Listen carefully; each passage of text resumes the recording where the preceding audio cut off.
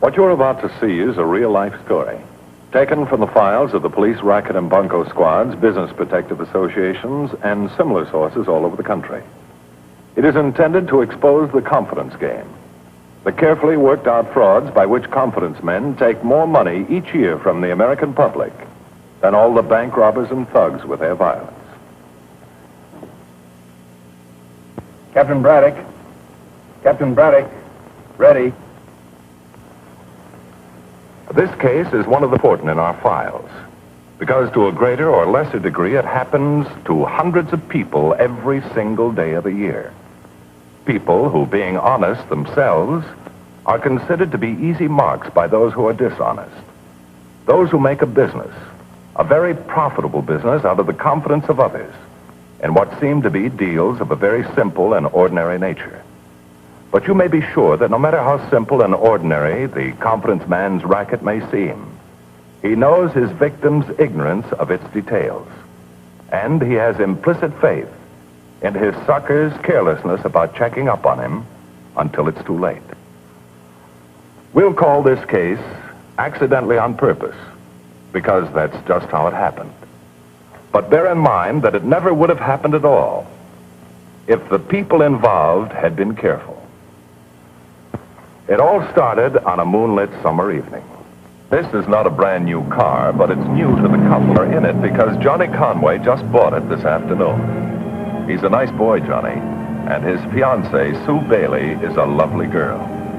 Johnny bought this car for their honeymoon. They're going to be married tomorrow. How do you like the car, hon? Oh, I think it's just perfect, Johnny. I don't know where we have gotten such a bargain. And it's all ours, all paid for. It's got plenty of pep, too. Be careful, Johnny. Oh, don't worry, honey. I'm only doing 55. Johnny! The brakes don't work!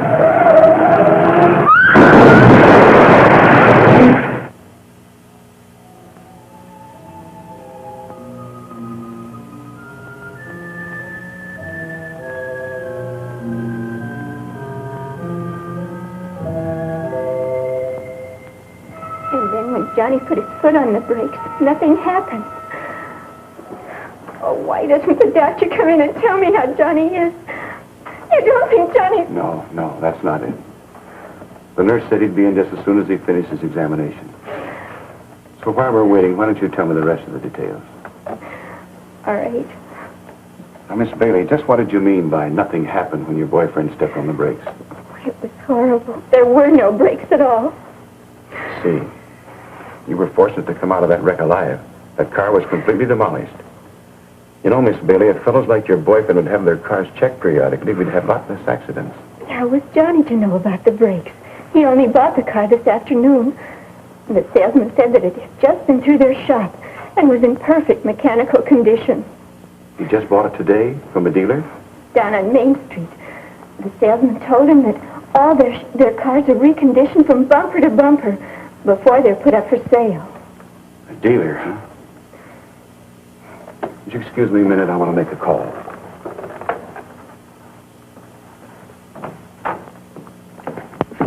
How's Conway, Doctor? Oh, he's going to be all right.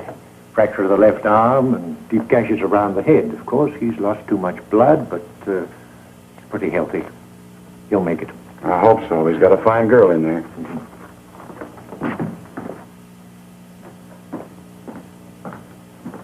Mary, I have a call to make. All right to use your phone? Help yourself, Sergeant. Thanks. Cliffside. Brakes failed. The girl's boyfriend just bought the car this afternoon. Do you think he bought a dog? Yeah, and a real shaggy one. It was dealer sold and represented to be in perfect condition. I can't make a complete inspection until daylight, but from what I could see tonight, it has all the earmarks. How are the boy and girl? Well, he's much worse than she is, but the doc says they'll both make it okay. All right, Tom. Finish your investigation. I'll be down in the morning. Thanks. All officers had been alerted to double-check accidents where there was any doubt about a car's ability to perform as it should. There had been too many dogs on the highways lately. A dog is a car in name only. Actually, it's a rebuilt pile of junk, held together, literally in some cases, with tape and rubber bands. Johnny Conway's car, for example. Oh, I know it looked like a good car on the outside. But that's the way a dog always looks. Good on the outside. But underneath, anything can happen. A bent frame, even cracked and strained to the breaking point. Brake bands worn down to the shoes, or no bands at all, just shoes. There are 100 things that can be wrong with a car that a new paint job will cover up until it's sold. But when it gets out on the road, well, a new paint job didn't keep Johnny Conway from running into a truck. So therefore, it could only be suspected that Johnny's new car was really an old dog. So I decided to visit the boy at the hospital early the next morning. Morning, Captain Braddock. Hi, Mary. I thought you were on the night shift. I am, but my relief hasn't shown up yet. I'm going to have a talk with that girl. Say, I understand you had a 901 last night. The boy's name is Conway. That's right. He's fortunate to be alive. Do you want to see him? Yeah. Second door on the right. Better knock before you go in. His girl's in there. And they're in love. Okay, Cupid, I will.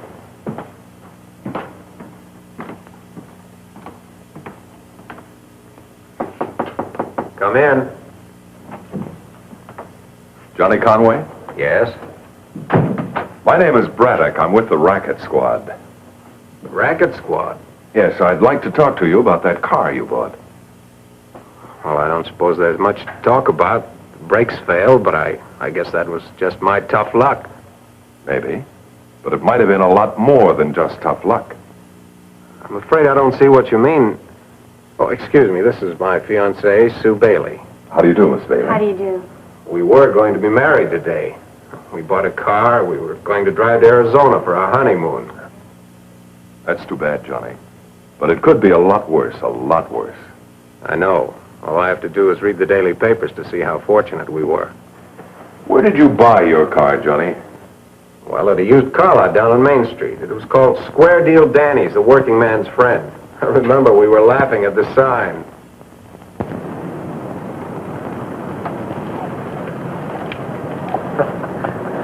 These signs kill me. Honey, look at that one. Why, it's just what we're looking for. Johnny, don't you think it'll cost too much? Well, what's the harm in asking? Remember, money talks, and we've got cash. Say, mister, what's the price on this sedan? Son, you don't want this car at any price. Well, why not? It looks like just what we're looking for. The things about this car... Hey, Pete. Take it over to the garage. Danny's looking for you. Okay, I was just going. So you're in the market for a car, eh? Well, you've come to the right spot. We just put this baby on the line about an hour ago, and believe me, she won't last the afternoon. Been a couple of people in asking about it already. Gee, it sure is a beaut, don't you think so, hon? Oh, I think it's very nice, Johnny, but I'm afraid it's going to be more than we want to pay. Oh, young lady, be optimistic. My boss is the working man's friend, and I know we can get together on a deal. Cost it's a 41, best model they put out, you know, and runs like a clock. And the rubber's almost brand new. Oh, we'd have to have good tires. You see, we're getting married tomorrow, and we want to drive to Arizona on our honeymoon. Getting married, huh? Well, congratulations. We'll just have to get together on a deal you can handle. Call it our wedding present. What kind of a down payment can you make? Oh, we'd like to pay cash. I've got the money right here in my pocket. Well, in that case, let's get over to the office, and I'll tell Danny about it when he hears about the wedding and the cash. I know we can give you a square deal. But, Johnny, that old man started to say something about us not buying this car. Do you know what he meant? Oh, you mean old Pete? Oh, he'd give anything to have this job. He's one of the grease monkeys around here, and he's had his eye on it ever since we put it in the shop. You see, Danny won't put a car on the line unless it's been gone over thoroughly from bumper to bumper. And Pete knows this baby's in A1 condition. Oh, I see. Oh, don't blame him for that, honey. You just have to wait till another good one comes along. Is this a local car? Local? Well, this car hasn't been out of the city limits. And just look at that paint job. Original. And it's only got 8,500 actual miles on it. Well, this car's hardly broken in. Oh, gosh, honey, can you imagine that? It's practically a new car. It does seem very little. Well, that's because of the owner. You see, this belonged to an old maid school teacher who just drove it to school and back. No fool. Well, absolutely. This car hasn't been driven over 40 miles an hour. No, sir, you'll have to more or less break it in yourself. Say, there's Danny. He's just getting ready to leave the lot. Suppose we go over and close the deal, huh? All right. Fine. Well, you know the rest of the story, Captain Braddock. I picked up Sue last night, and we went for a drive. I'm afraid you were played for a sucker, Johnny. I'm sure this accident happened on purpose. But why would anyone want to do us harm? No, it's not you or Johnny. What I mean is, I'm positive the car was misrepresented to you. Probably a total wreck before you got it and rebuilt to look like new. Why, those dirty rats. Wait till I get my... Don't feel too badly about it, Johnny. Believe me, you're just one of many. But tell me, how did you get the car insured? Why, I didn't. Sue mentioned it to Danny, but he said not to worry about it because the car was in such good shape.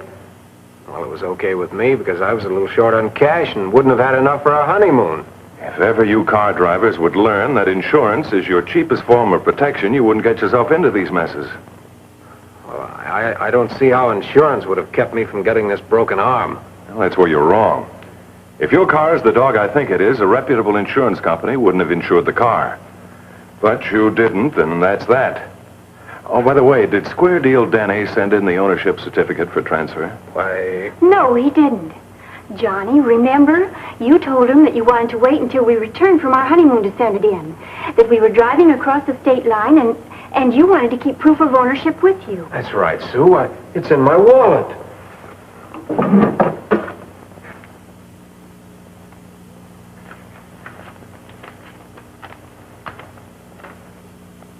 I'd like to take this with me, if you don't mind. Why, sure. What are you going to do with it?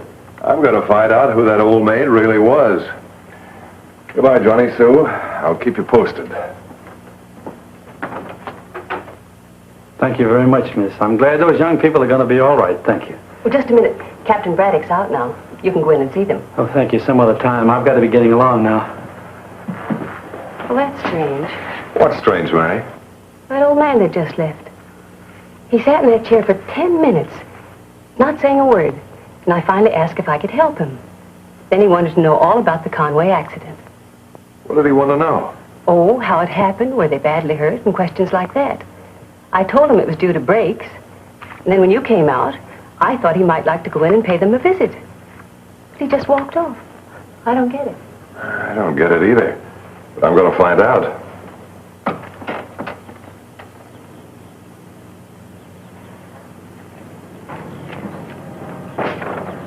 Just a minute. I'd like to talk to you, if you don't mind. About what? Well, I understand you were inquiring how those two kids made out in that accident last night.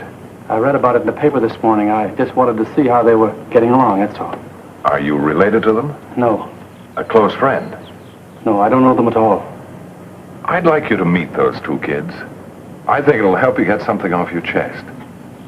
Come on. All right. Here's someone I'd like you to meet. Why, you're the mechanic from the used car lot. Yes, that's right. He was outside asking about the both of you. He said he read about the accident in the newspapers. I think he has something he wants to tell us. I can't stand it any longer. I feel responsible for you young folks having that accident. Why don't you tell us all about it? I tried to tell him not to buy that car, but Porter wouldn't let me tell him. He sent me back to the garage. If they just listened to me. I knew that car. I'm a good mechanic. That car should never have been fixed up. But I'm old, and it isn't easy for an old man to get a job as a mechanic. But I'm strong, though. I'm just as strong as I was 20 years ago, only nobody believes me. When I tell them I've worked on the best of them, and I've built racing cars, they just say, go on, beat it, you're too old. But I've still got it up here, too. Still got it here. 30 years experience. But I've got to eat, so I take this job fixing up wrecks for Danny. And he kept advancing me money, so I couldn't quit. The car they bought was one of his wrecks. Why don't you start at the beginning and tell me about the car these kids bought? Well, it wasn't the first wreck I've doctored up for Danny, but it was the worst. Along about the first of the week, he sent me out to bring it in. It was in a junkyard out on the desert. Danny had picked it up for $50, and it wasn't worth 50 cents unless you bought it for scrap. A taxi cab that had been pounding those desert roads for years, and then got tangled head-on with a truck to boot. I've seen some bad ones, but this clunker was so bad I wasn't sure it was going to hold together till I could get it to the garage. But I finally made it, and Danny jumped me just as soon as I got out of the tow car.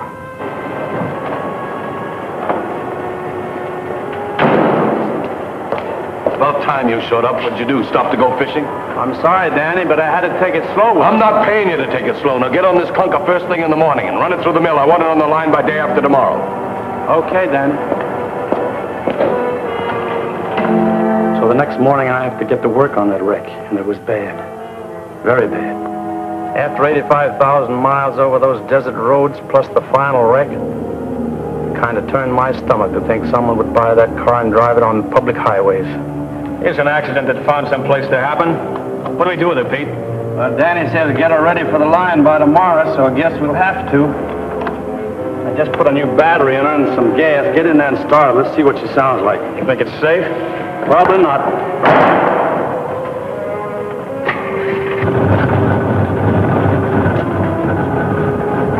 Shut her off! Rather. Connecting rods are about ready to fly out the crankcase. You can, and fill her up with oil. There's some 40 weight in the corner. Okay, we'll quiet them down for a few miles, but not for long. They're still gonna fly.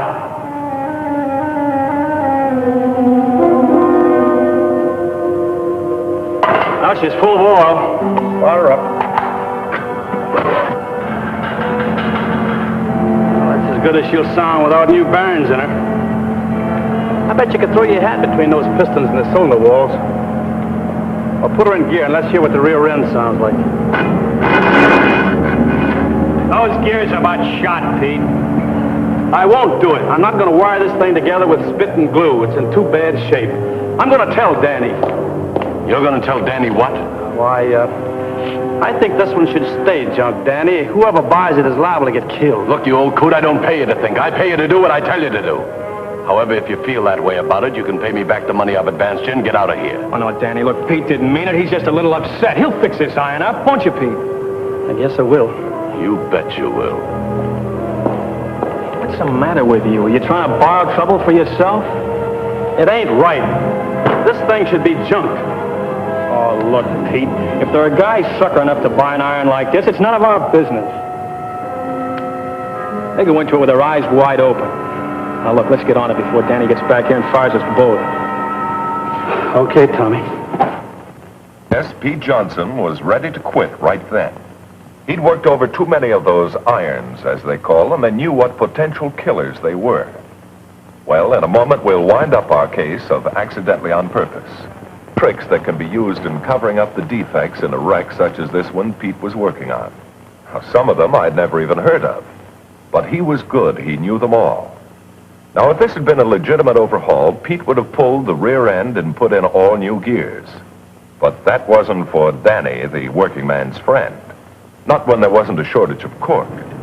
You see, by grinding up the cork and stuffing it in the differential housing, along with lots of heavy grease, it helped a lot, as far as the noise was concerned. But it didn't help those worn, brittle gears. If a tooth broke off or those gears didn't mesh properly, that whole rear end would split apart like a ripe watermelon. Now, this little trick is as ingenious as it is deceptive. After all, when we can see by the speedometer that a car has only been driven a few miles, we're sure it's in good shape. Now, this wreck had been driven 85,000 hard miles. But when Pete finishes, the speedometer will read only 8,500. However, welding a cracked frame like Pete's doing now is an entirely different story. This cross member he's working on is one of the most important parts of the car. It literally ties the frame together. This one should never be welded because the metal is crystallized, which simply means it has become brittle and has lost its original strength. Probably snapped when this car had its final wreck. And unless replaced, will always be a killer waiting to strike at the next sudden twist in the road. But to replace it cost money. And that was not for Danny. Cut that thing off, will you, Tommy?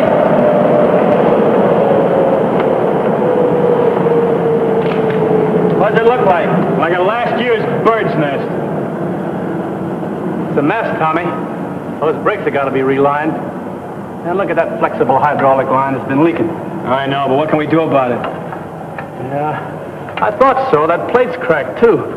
It's got to be replaced. Oh, you know, Danny won't go for that. Well, Danny's got to go for that. Danny's got to go for what? Well, Danny, I said I've got to go for what? Well, it's this brake setup, Danny. plate here is cracked, the hydraulic lines have got to be replaced, and it needs a reline job. The shoe is right down to the rivets. Listen, you second-rate grease monkey, I don't care if they're worn through the rivets. All I want you to do is adjust them. And don't forget to re-groove those tires. Take it away, Tommy, will you? Pete knew the tape he was putting around that hydraulic line wasn't going to help much. Those lines to the wheels are a car's lifelines. They hold the precious fluid, which means the difference between stopping in time or maybe death. Leaking as they were meant only one thing: a sudden emergency stop when the driver really had to throw his weight on the brake pedal, and those lines would split open like an old piece of garden hose, which adds up to no brakes at all. And re-grooving the old casings was also asking for it. It's okay to cut new grooves in a tire when there's plenty of tread left. Helps to make them non-skid. But when they're almost worn down to the breaker strip, you increase your chances of a blowout by about 80%. But a sucker doesn't know. And they look good.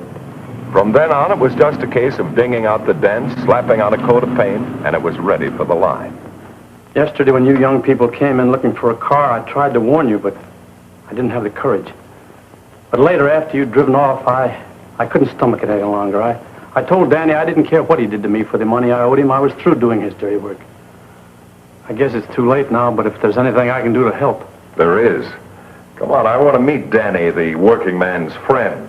Yeah, I'd like to see him too, but I guess I'll have to wait till my arm's back in condition. You just stay where you are, Johnny, and save yourself for Sue.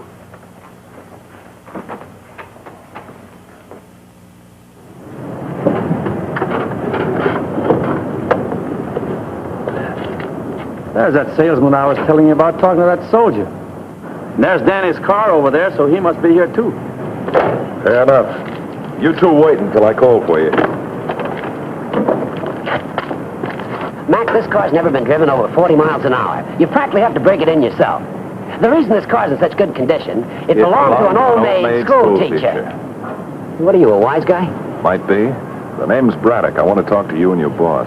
Danny's not in right now. Look, why don't you come back later? I'm just about to close this deal. This deal is closed now. Look, soldier, this car that he claims belonged to an old-maid school teacher is actually a rebuilt wreck that isn't safe to be on the highway. Now, go buy yourself a good used car from a reputable dealer. There are plenty of them around town. Gee, thanks, mister. I was just about to buy this old crate. And as for you, maybe someday you'll be my personal yard bird.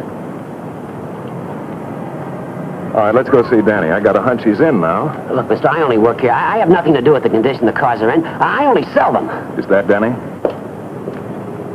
Yeah, that's him. Oh, Lou, take charge of him, will you?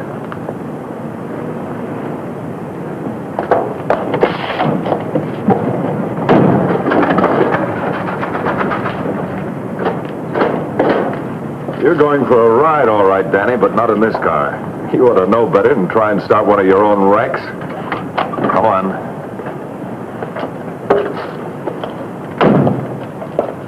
Well, Danny, the working man's friend, tried to bluster it through. But when we confronted him with Pete Johnson's sworn statement, the fight went out of him. We were able to convict him and his salesman on misrepresentation with intent to defraud. They won't be selling used cars for quite a while. And Pete is happy. He's working in the police garage, and they tell me he's an excellent mechanic.